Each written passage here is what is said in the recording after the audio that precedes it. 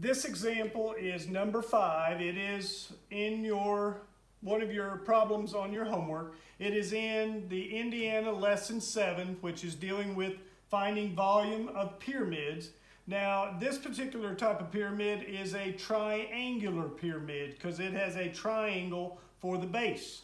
The one in number 4 had a square base, so it was called a square pyramid.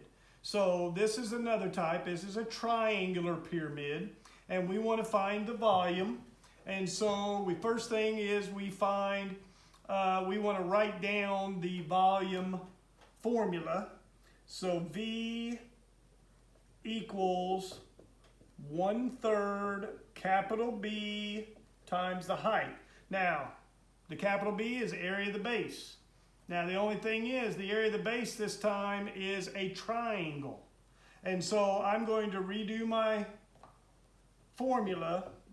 And so to find the area of a triangle, we always take 1/2 the base times the height.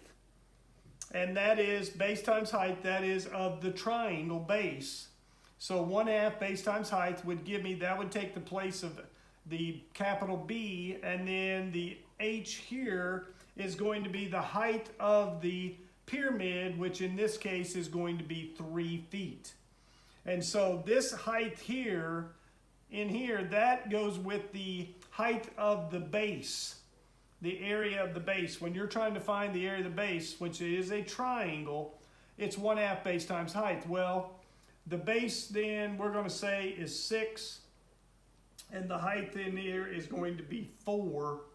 And so, because that's going to go down, that would just be then for finding, and we're going to take half of that. That's be finding the area of the base. So that is in place of the capital B. And so now I'm going to plug my numbers in. And so it would be 1/3 times 1/2. Now the base, again, I'm going to call it 6.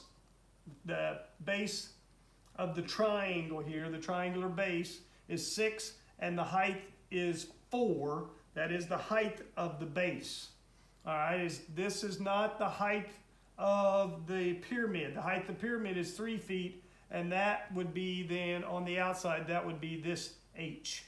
All right, so the height of the base was 4. That was this side. The base of the base is 6.